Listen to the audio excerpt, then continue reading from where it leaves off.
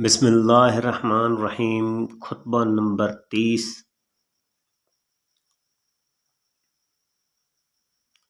امام علی علیہ السلام قتل عثمان کی حقیقت کا انکشاف کرتے ہوئے فرماتے ہیں کہ اگر میں ان کے قتل کا حکم دیتا البتہ ان کا قاتل ٹھہرتا، اور اگر ان کے قتل سے دوسروں کو روکتا تو ان کا معاون اور مددگار ہوتا۔ میں بالکل غیر جانبدار رہا، لیکن حالات ایسے تھے کہ جن لوگوں نے ان کی نصرت و امداد کی وہ یہ خیال نہیں کرتے کہ ہم ان کی نصرت نہ کرنے والوں سے بہتر ہیں، اور جن لوگوں نے ان کی نصرت سے ہاتھ اٹھا لیا وہ نہیں خیال کرتے کہ ان کی مدد کرنے والے ہم سے بہتر و برتر ہیں۔ میں حقیقت امر کو تم سے بیان کیے دیتا ہوں، اور وہ یہ ہے کہ انہوں نے اپنے عزیزوں کی طرفداری کی تو طرفداری بری طرح کی، اور تم گھبرا گئے تو بری طرح گھبرا گئے، اور ان دونوں فریق بے جا طرفداری کرنے والے گھبرا اٹھنے والے کے درمیان اصلی فیصلہ کرنے والا اللہ ہے۔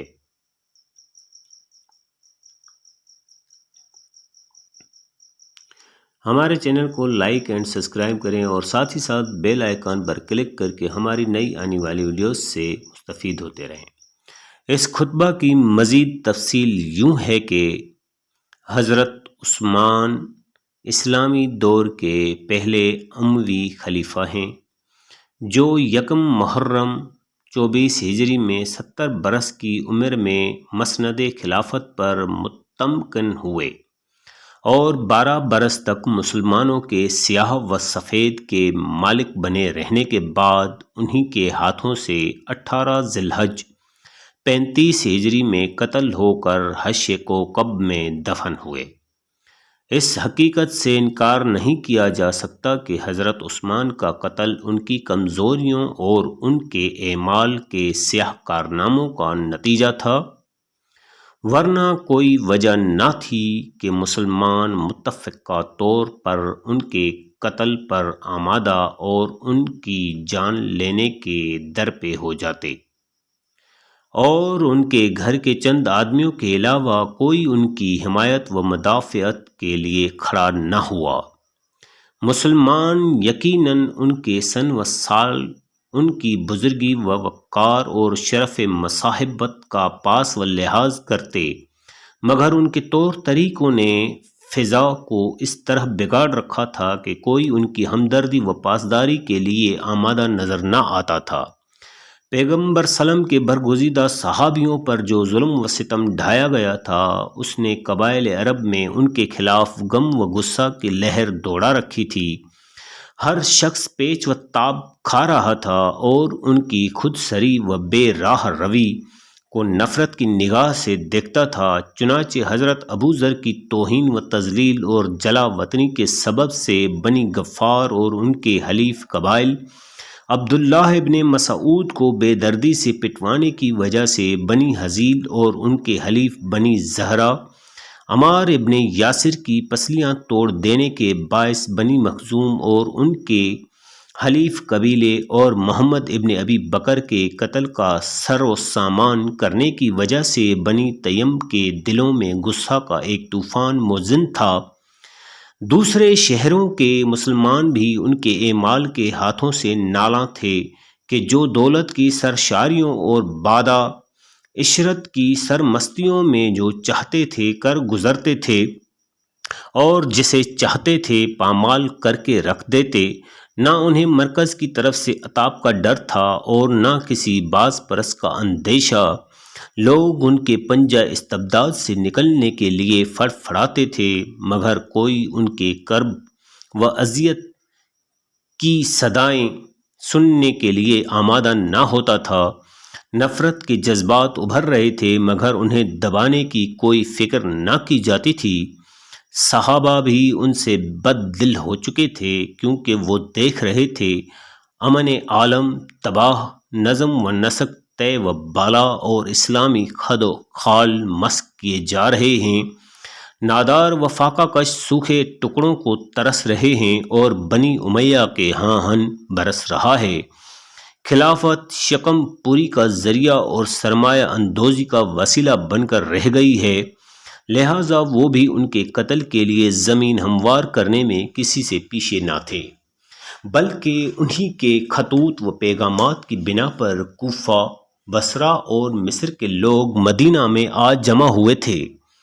چنانچہ اہل مدینہ کے اس رویہ کو دیکھتے ہوئے حضرت عثمان نے معاویہ کو تحریر کیا کہ واضح ہو کہ اہل مدینہ کافر ہو گئے ہیں اور اطاعت سے منہ پھیر لیا ہے اور بیعت توڑ ڈالی ہے، تم شام کے لڑنے بھرنے والوں کو تند و تیز سواریوں پر میری طرف بھیجو۔ معاویہ نے اس خط کے پہنچنے پر جو طرز عمل اختیار کیا، اس سے بھی صحابہ کی حالت پر روشنی پڑتی ہے۔ چنانچہ طبری نے اس کے بعد لکھا ہے کہ جب معاویہ کو یہ خط ملا تو اس نے توقف کا اور اصحاب پیغمبر صلی اللہ علیہ وآلہ وسلم کی کھلم کھلا مخالفت کو برا جانا، چونکہ اسے معلوم ہو چکا تھا کہ وہ ان کی مخالفت پر یکجہتی سے متفق ہیں۔ ان واقعات کے پیش نظر حضرت عثمان کے قتل کو وقتی جوش اور ہنگامی جذبہ کا نتیجہ قرار دے کر چند بلوائیوں کے سر تھوپ دینا حقیقت پر پردہ ڈالنا ہے، جبکہ ان کی مخالفت کے تمام عناصر مدینہ ہی میں موجود تھے اور باہر سے آنے والے تو ان کی آواز پر اپنے دکھ درد کی چارہ جوئی کے لیے جمع ہوئے تھے، جن کا مقصد صرف اصلاح حال تھا، نہ قتل خون ریزی۔ اگر ان کی داد فریاد سن لی جاتی تو اس خون خرابے تک کبھی نوبت نہ پہنچتی، مگر ہوا یہ کہ جب اہل مصر حضرت عثمان کے دود شریک بھائی عبداللہ بن ابی سرح ظلم و تشدد سے تنگ آ کر مدینہ کی طرف بڑھے اور شہر کے قریب وادی ذی خشب میں پڑاؤ ڈال دیا، تو ایک شخص کے ہاتھ خط بھیج کر حضرت عثمان سے مطالبہ کیا کہ ان کے مظالم مٹائے جائیں، موجودہ روش کو بدلا جائے اور آئندہ کے لیے توبہ کی جائے، مگر آپ نے جواب دینے کے بجائے اس شخص کو گھر سے نکلوا دیا اور ان کے مطالبہ کو قابل اعتناء نہ سمجھا، جس پر وہ لوگ اس غرور و طغیان کے خلاف آواز بلند کرنے کے لیے شہر کے اندر داخل ہوئے اور لوگوں سے حکومت کی ستم رانیوں کے ساتھ اس طرز عمل کا بھی شکوہ کیا۔ ادھر کوفہ اور بصرہ کے بھی سینکڑوں آدمی اپنے شکوے شکایات لے کر مدینہ آئے ہوئے تھے، جو ان سے ہمنوا ہو کر اہل مدینہ کی پشت پناہی پر آگے بڑھے اور حضرت عثمان کو پابند مسکن بنا دیا، مگر ان کے لیے مسجد میں آنے جانے کے لیے کوئی رکاوٹ نہ تھی، لیکن انہوں نے پہلے ہی جمعہ میں جو خطبہ دیا اس میں ان لوگوں کو سخت الفاظ میں برا بھلا کہا اور ملعون تک قرار دیا، جس پر لوگوں نے مشتعل ہو کر ان پر سنگریزے پھینکے، جس پر بے حال ہو کر ممبر سے نیچے گر پڑے، اور چند دنوں کے بعد ان کے مسجد میں آنے جانے پر بھی پابندی عائد کر دی گئی۔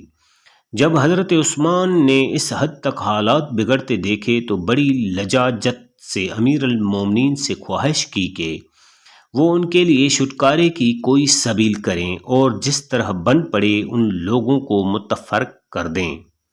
حضرت نے فرمایا کہ میں کس قرارداد پر انہیں جانے کے لیے کہوں جبکہ ان کے مطالبات حق بجانب ہیں؟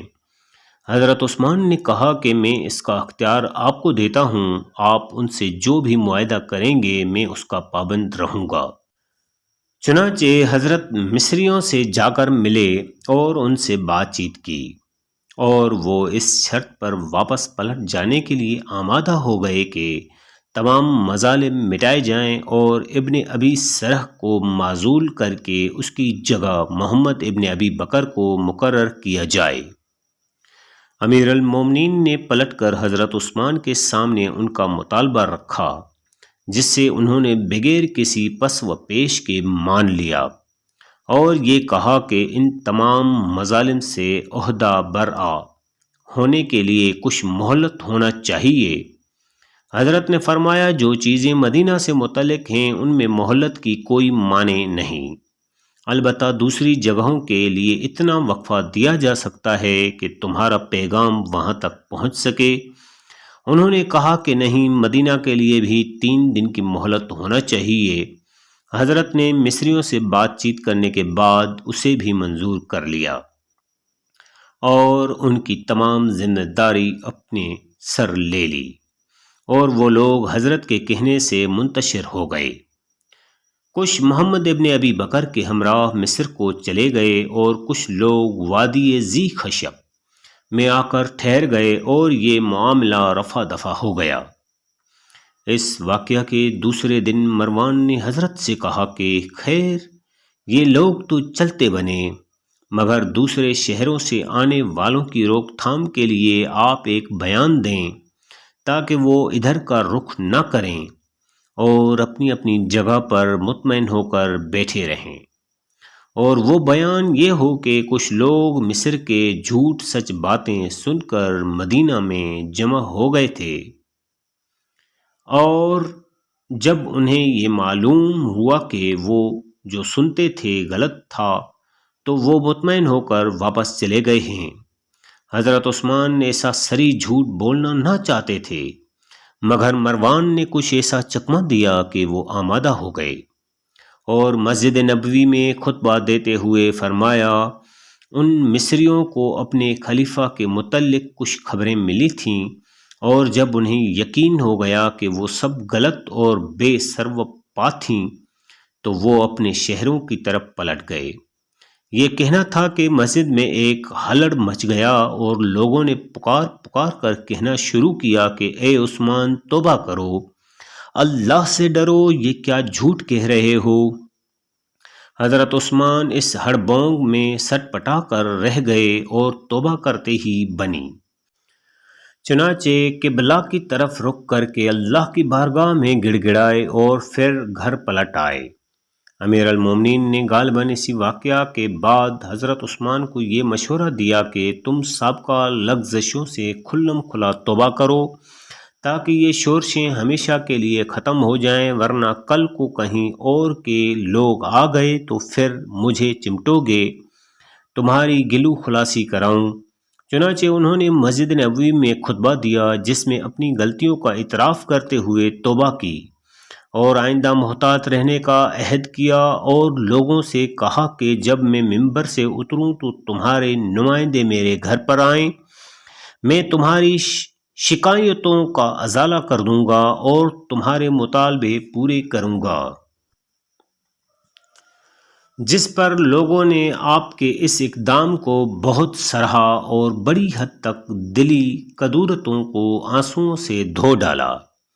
یہاں سے فارغ ہو کر جب دولت سرا پر پہنچے تو مروان نے کچھ کہنے کی اجازت چاہی، مگر عثمان کی زوجہ نائلہ بنت فرافسہ مانع ہوئیں اور مروان سے مخاطب ہو کر کہا کہ خدا کے لیے تم چپ رہو، تم کوئی ایسی ہی بات کہو گے جو ان کے لیے موت کا پیش خیمہ بن کر رہے۔ مروان نے بگڑ کر کہا کہ تمہیں ان معاملات میں دخل دینے کا کوئی حق نہیں، تم اس کی بیٹی ہو جسے مرد دم تک وضو کرنا بھی نہ آیا۔ نائلہ نے چلا کر کہا، تم غلط کہتے ہو اور بہتان باندھتے ہو، میرے باپ کو کچھ کہنے سے پہلے ذرا اپنے باپ کا حلیہ بھی دیکھ لیا ہوتا، اگر ان بڑے میاں کا خیال نہ ہوتا تو پھر وہ تو سناتی کہ لوگ کانوں پر ہاتھ رکھتے اور ہر بات میں میری ہاں میں ہاں ملاتے۔ حضرت عثمان نے جب بات بڑھتے دیکھی تو انہیں روک دیا اور مروان سے کہا کہ کہو کیا کہنا چاہتے ہو۔ مروان نے کہا، یہ آپ مسجد میں کیا کہہ آئے ہیں اور کیسی توبہ کر آئے ہیں؟ میرے نزدیک تو گناہ پر اڑے رہنا آپ کی اس توبہ سے 1000 درجہ بہتر تھا۔ کیونکہ گناہ خواہ کس حد تک بڑھ جائیں ان کے لیے توبہ کی گنجائش رہتی ہے، اور مارے باندھے کی توبہ کوئی توبہ نہیں ہوتی، کہنے کو تو آپ کہے آئے ہیں، مگر اصلاح عام کا نتیجہ دیکھ لیجئے کہ دروازے پر لوگوں کے ٹھٹ لگے ہوئے ہیں۔ تو اب آگے بڑھیے اور پورا کیجیے ان کے مطالبات کو۔ حضرت عثمان نے کہا کہ خیر، میں جو کہہ آیا سو کہہ آیا، اب تم ان لوگوں سے نپٹ لو، میرے بس کا یہ روگ نہیں کہ میں انہیں نپٹاؤں۔ چنانچہ مروان آپ کا ایما پا کر باہر آیا اور لوگوں سے خطاب کر کے کہا، تم لوگ یہاں کیوں جمع ہو؟ کیا دھاوا بولنے کا ارادہ ہے یا لوٹ مار کا قصد ہے؟ یاد رکھو کہ تم بآسانی ہمارے ہاتھوں سے اقتدار نہیں چھین سکتے، اور یہ خیال دلوں سے نکال ڈالو کہ تم ہمیں دبا لو گے۔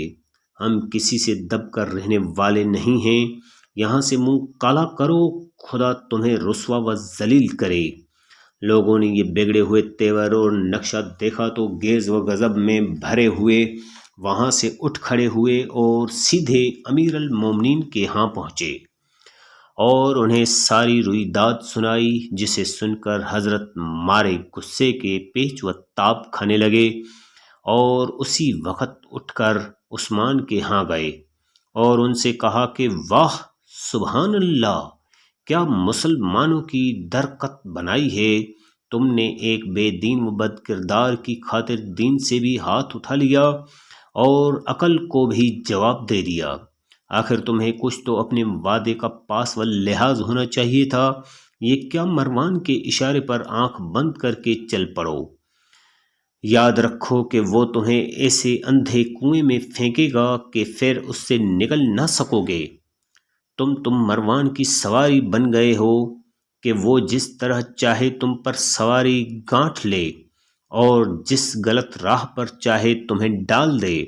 آئندہ سے میں تمہارے معاملہ میں کوئی دخل نہ دوں گا اور نہ لوگوں سے کچھ کہوں سنوں گا، اب تم جانو اور تمہارا کام۔ اتنا کہہ کر حضرت تو واپس ہوئے اور نائلہ کی بن آئی۔ انہوں نے حضرت عثمان سے کہا کہ میں نہ کہتی تھی کہ مروان سے پیچھا چھڑائیے، ورنہ ایسا قلم کا ٹیکا لگائے گا کہ مٹانے نہ مٹے گا۔ بھلا اس کے کہنے پر کیا چلنا کہ جو لوگوں میں بے آبرو اور نظروں میں گرا ہوا ہو۔ علی ابن ابی طالب کو منائیے، ورنہ یاد رکھیے کہ بگڑے ہوئے حالات کا بنانا نہ آپ کے بس میں ہے اور نہ مروان کے اختیار میں ہے۔ حضرت عثمان اس سے متاثر ہوئے اور امیر المومنین کے پیچھے آدمی بھیجا، مگر حضرت نے ملنے سے صاف انکار کر دیا۔ خود حضرت عثمان کے گردگو محاصرہ نہ تھا مگر حیا زنجیر پا تھی۔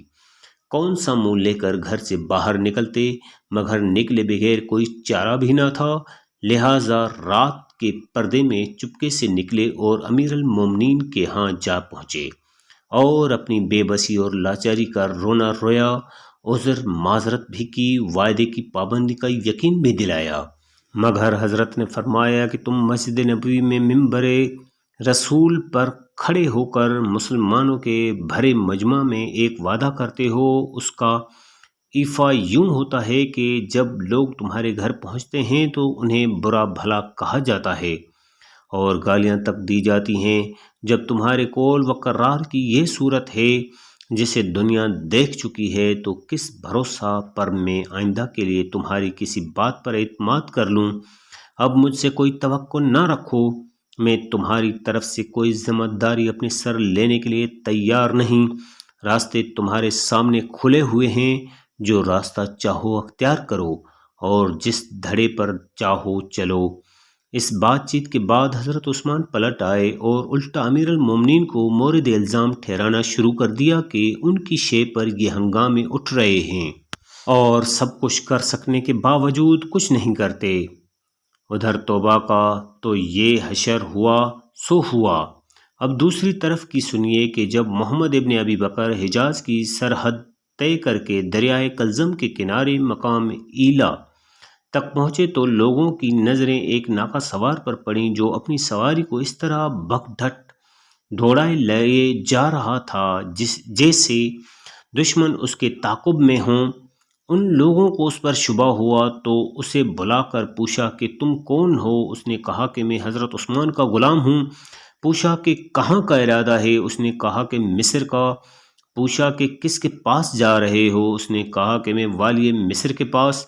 لوگوں نے کہا کہ والی مصر تو ہمارے ہمراہ ہیں، تم کس کے پاس جا رہے ہو؟ اس نے کہا کہ مجھے ابن ابی سرح کے پاس جانا ہے۔ لوگوں نے کہا کہ تمہارے پاس کوئی خط وغیرہ بھی ہے؟ اس نے کہا کہ نہیں۔ پوچھا کہ کس مقصد سے جا رہے ہو؟ اس نے کہا کہ یہ نہیں معلوم۔ لوگوں نے کہا کہ اس کی جمع تلاشی لینا چاہیے۔ چنانچہ تلاشی لی گئی مگر اس سے کوئی چیز برآمد نہ ہوئی۔ کنانہ بن بشر نے کہا ذرا اس کا مشکیزہ تو دیکھو۔ لوگوں نے کہا کہ چھوڑو، بھلا پانی میں خط کہاں ہو سکتا ہے؟ کنانہ نے کہا کہ تم کیا جانو کہ یہ لوگ کیا کیا چالیں چلا کرتے ہیں؟ چنانچہ مشکیزہ کھول کر دیکھا گیا تو اس میں سیسے کی ایک نلکی جس میں خط رکھا ہوا تھا۔ جب کھول کر پڑھا گیا تو فرمان خلافت یہ تھا کہ جب محمد ابن ابی بکر اپنے ہمراہیوں کے ساتھ تمہارے پاس پہنچے تو ان میں سے فلاں کو قتل کر دو، فلاں کے ہاتھ کاٹو اور فلاں کو جیل میں ڈالو اور اپنے عہدہ پر برقرار رہو۔ یہ پڑھ کر سب پر سناٹا چھا گیا اور حیرت سے ایک دوسرے کا منہ تکنے لگے۔ اب آگے بڑھنا موت کے منہ میں جانا تھا۔ چنانچہ اس غلام کو ساتھ لے کر سب مدینہ کی طرف پلٹ پڑے اور وہاں پہنچ کر وہ خط صحابہ کے مجمع کے سامنے رکھ دیا۔ اس واقعہ کو جس نے سنا انگشت بے دنداں ہو کر رہ گیا، اور کوئی ایسا شخص نہ تھا کہ جو حضرت عثمان کو برا نہ کہہ رہا ہو۔ اس کے بعد چند صحابہ ان لوگوں کے ہمراہ حضرت عثمان کے ہاں پہنچے اور خط ان کے سامنے رکھ دیا اور پوچھا کہ اس خط پر مہر کس کی ہے؟ کہا کہ میری۔ پوچھا کہ یہ تحریر کس کی ہے؟ کہا کہ میرے کاتب کی۔ پوچھا یہ غلام کس کا ہے؟ کہا کہ میرا۔ پوچھا کہ یہ سواری کس کی ہے؟ کہا کہ حکومت کی۔ پوچھا کہ یہ بھیجا کس نے ہے؟ فرمایا کہ اس کا مجھے علم نہیں۔ لوگوں نے کہا سبحان اللہ، سب کچھ آپ کا اور آپ کو یہ پتہ نہ چلنے پائے کہ یہ کس نے بھیجا ہے۔ جب آپ اتنے ہی بے بس ہیں تو چھوڑیے خلافت کو اور الگ ہو جائیں تاکہ کوئی ایسا شخص آئے جو مسلمانوں کے امور کی دیکھ بھال کر سکتا ہو۔ انہوں نے کہا کہ یہ نہیں ہو سکتا کہ میں اس پہران کو اتار دوں جو اللہ نے مجھے پہنایا ہے، البتہ توبہ کیے دیتا ہوں۔ لوگوں نے کہا کہ توبہ کی بھلی کہی، اس کی مٹی تو اسی دن خراب ہو گئی تھی جب آپ کے دروازے پر مروان آپ کی ترجمانی کر رہا تھا، اور رہی صحیح کسر اس خط نے نکال دی ہے۔ اب ہم ان بحروں میں آنے والے نہیں ہیں۔ خلافت کو چھوڑیے، اگر آپ کے بھائی بند ہمارے صدِ راہ ہوئے تو ہم انہیں روکیں گے، اور اگر لڑنے کے لیے آمادہ ہوئے تو ہم بھی لڑیں گے۔ نہ ہمارے ہاتھ شل ہیں اور نہ ہماری تلواریں کند ہیں۔ اگر آپ مسلمانوں کو ایک نظر سے دیکھتے ہیں اور انصاف کے علم بردار ہیں تو مروان کو ہمارے حوالے کیجیے تاکہ ہم اس سے باز پرس کریں کہ وہ کس کے بل بوتے پر خط لکھ کر مسلمانوں کی عزیز جانوں سے کھیلنا چاہ رہا ہے۔ مگر آپ نے اس مطالبہ کو ٹھکرا دیا اور مروان کو ان کے حوالے کرنے سے انکار کر دیا، جس پر لوگوں نے کہا کہ پھر یہ خط بھی آپ ہی کے حکم سے لکھا گیا ہے۔ بہر صورت حالات پھر سے بگڑ گئے اور انہیں بگڑنا ہی چاہیے تھا، کیونکہ مطلوبہ مدت کے گزر جانے کے باوجود ہر چیز جوں کی توں تھی اور رائے برابر بھی ادھر سے ادھر نہ ہوئی تھی۔ چنانچہ توبہ کا انجام دیکھنے کے لیے وادی خشب میں جو لوگ ٹھہرے ہوئے تھے وہ بھی پھر سیلاب کی طرح بڑھے اور مدینہ کی گلیوں میں پھیل گئے اور ہر طرف سے ناکہ بندی کر کے ان کے گھر کا محاصرہ کر لیا۔ انہی محاصرہ کے دنوں میں پیغمبر صلی اللہ علیہ وآلہ وسلم کے ایک صحابی نیار ابن عباس نے حضرت عثمان سے بات چیت کرنا چاہی اور ان کے ہاں پہنچ کر انہیں پکارا۔ جب انہوں نے اوپر سے جھانک کر دیکھا تو آپ نے کہا کہ اے عثمان، خدا کے لیے اس خلافت سے دستبردار ہو جاؤ اور مسلمانوں کو اس خون خرابے سے بچاؤ۔ ابھی وہ بات کر ہی رہے تھے کہ حضرت عثمان کے آدمیوں میں سے ایک نے انہیں تیر کا نشانہ بنا کر جان سے مار ڈالا، جس پر لوگ بھڑک اٹھے اور پکار کر کہا کہ نیار کا قاتل ہمارے حوالے کرو، مگر حضرت عثمان نے فرمایا کہ یہ نہیں ہو سکتا کہ میں اپنے ایک مددگار کو تمہارے حوالے کر دوں۔ اس سینہ زوری نے آگ میں ہوا کا کام کیا اور لوگوں نے جوش میں آ کر ان کے گھر کے دروازے کو آگ لگا دی اور اندر گھسنے کے لیے آگے بڑھے کہ مروان ابن حکم، سعید ابن عاص اور مغیرہ ابن اخنس اپنے اپنے جتھوں کے ہمراہ محاصرہ کرنے والوں پر ٹوٹ پڑے اور دروازے پر کشت و خون شروع ہو گیا۔ لوگ گھر کے اندر گھسنا چاہتے تھے مگر انہیں دھکیل دیا جاتا تھا۔ اتنے میں عمرو ابن حزم انصاری نے، کہ جن کا مکان حضرت عثمان کے مکان سے متصل تھا، اپنے گھر کا دروازہ کھول دیا اور للکار کر کہا کہ آؤ ادھر سے بڑھو۔ چنانچہ محاصرہ کرنے والے اس مکان کے ذریعے کاشانہ نے خلافت کی چھت پر پہنچ گئے اور وہاں سے گھر کے صحن میں اتر کر تلواریں سونت لیں۔ ابھی ایک آدھ جھڑپ ہی ہونے پائی تھی کہ حضرت عثمان کے گھر والوں کے علاوہ ان کے ہوا خواہ اور بنی امیہ مدینہ کی گلیوں میں بھاگ کھڑے ہوئے اور کچھ حبیبہ کے گھر میں جا چھپے، اور جو رہ گئے وہ حضرت عثمان کا حق نمک ادا کرتے ہوئے ان کے ساتھ قتل ہو گئے۔ تاریخ الخلفاء، تاریخ طبری، آپ کے قتل پر مختلف شعراء نے مرثیے کہے۔ سر دست ابو ہریرہ کے مرثیہ کا ایک شعر پیش نظر ہے: لوگوں کو تو آج کے دن صرف ایک صدمہ ہے، لیکن مجھے برابر کے دو صدمے ہیں، ایک حضرت عثمان کے قتل ہونے کا اور دوسرا اپنے تھیلے کے کھوج جانے کا۔ ان واقعات کو دیکھنے کے بعد امیر المومنین کا موقف واضح ہو جاتا ہے کہ نہ آپ اس جماعت کے ساتھ دے رہے تھے جو ان کے قتل پر ابھار رہی تھی، اور نہ اس گروہ میں لائے جا سکتے ہیں کہ جو ان کی حمایت و مدافعت پر کھڑا ہوا تھا۔